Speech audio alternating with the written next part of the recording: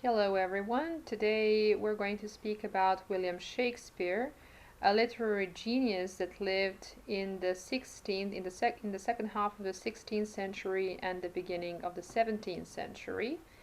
We'll talk about his life and about his works.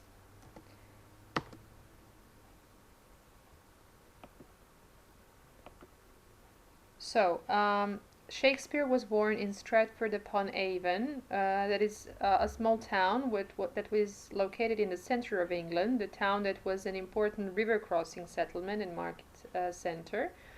On the left side, you can see what he looked like in his youth. It is important to say here that he was a son of a prominent town official, a glove maker, wool dealer, and even a money lender, John Shakespeare, and his mother's name was Mary Arden.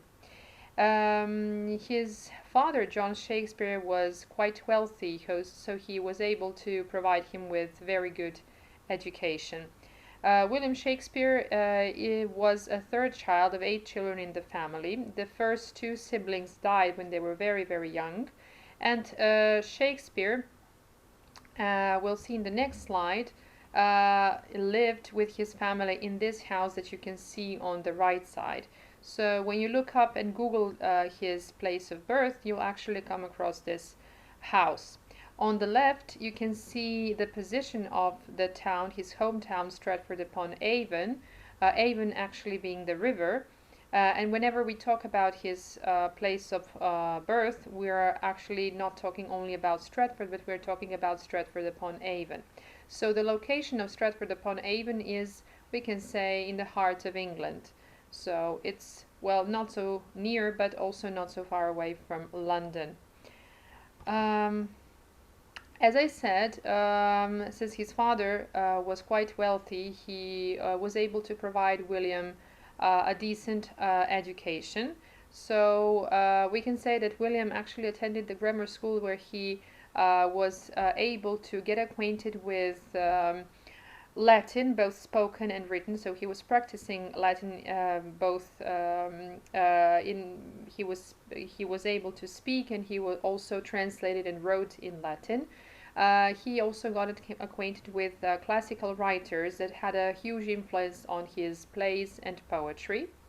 On the slide, you can see Titus Andronicus and Julius Caesars as two plays that he wrote. That obviously where we can actually see the influence of the classical writers and classical languages. Now, about his private life, marriage and family, Shakespeare was only 18 when he married Anne Hathaway, so she was 8 years older than him. And Anthony Burgess, English writer and composer, said that Shakespeare wanted to marry Anne Whateley, but had to marry Hathaway because she was pregnant with their child. So, according to Burgess, he married the wrong Anne. The first child was daughter Susanna, that was born in 1583. Then the couple got twins, Hamnet and Judith, so not Hamlet, but Hamnet and Judith. And unfortunately, when Hamlet was 11, he died. After that, we don't have so much, we don't have a lot of information about Shakespeare's life and what he did in Stratford-upon-Avon. So after this, Shakespeare left the family in Stratford and he went to London.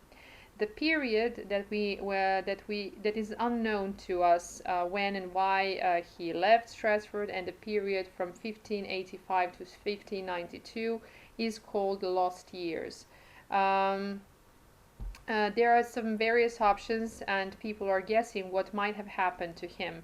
Option one was that he was caught poaching deer in Stratford and he went off to London to avoid prosecution, which is probable, but well, not really something that we would normally expect. Then number two, that he was a schoolmaster for some years. Now, then option 3, that he joined a London-based company of actors, and option 4, that he was devastated when his son died. So I would say that the most probable one was actually option 3, that he joined a London-based company of actors, because actors that were coming to Stratford were quite common at the time. And he probably arrived in London around 1586 or 1587. Now, we know William Shakespeare as both as a poet and a playwright. When I say he used to be a poet, we actually mean that he wrote 154 sonnets. Then, when we say that he was a playwright, we're actually we're counting on his histories, tragedies, and comedies and tragedies that he actually became famous for. Now we can speak about the four great tragedies: King Lear, Othello, Hamlet, and Macbeth. On the right side, you can see William Shakespeare in statistics. So there is this pie chart with the numbers and the percentages of comedies, histories, and tragedies when we actually think about the plays that he wrote. Somebody also did some interesting statistic for us. They were counting even the words that the characters spoke in his plays and so on. So we have the most talkative characters listed here at the bottom of this short. It's kind of looks like a leaflet or so. Now, what is also important about Shakespeare is to mention the theatre, the Globe. So he was the part of Lord Chamberlain's men, which were later called King's Men from 1603, obviously because after Queen Elizabeth, we have James I as the English monarch. So this was a company of actors that were actually a playing company for which Shakespeare wrote during most of his career. So the group of actors decided to build their own theater, which is called the Globe, and Shakespeare himself referred to the Globe as this wooden O because of the shape of the theater. However, this theater was destroyed in fire in 1613, then it was rebuilt in 1614, and it was closed in 1642, demolished in 1644.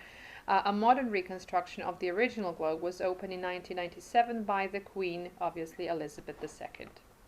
Now, Shakespeare was not really only a poet and a playwright. When we speak about him, we can also speak about his influence, that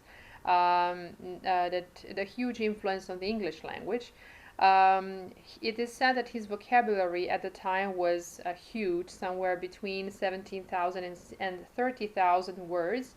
But nowadays, when people talk about the average number of words that people use on a daily basis, it's usually from 20 to 34,000. We're talking about intellectuals.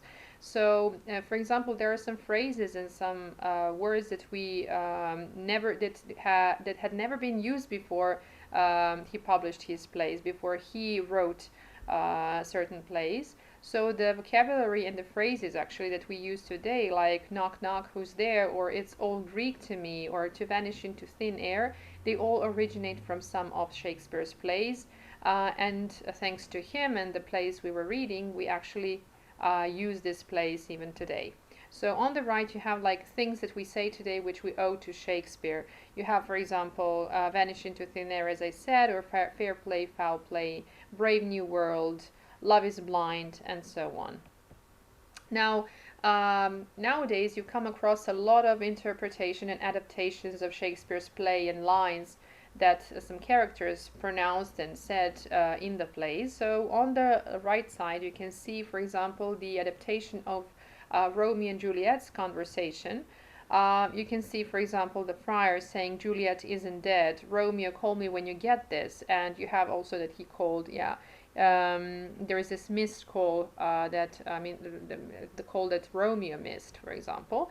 And the conversation between Romeo and Juliet. Juliet is the son, and so on. "Sorry about your cousin. Now I'm banished. I must hear from thee every day in the hour. Okay, I'll text you later." And then there's this text message: "I'm faking my death to run away with you. Wake me up when you get there." And you see that the message had never been delivered, so it is not delivered.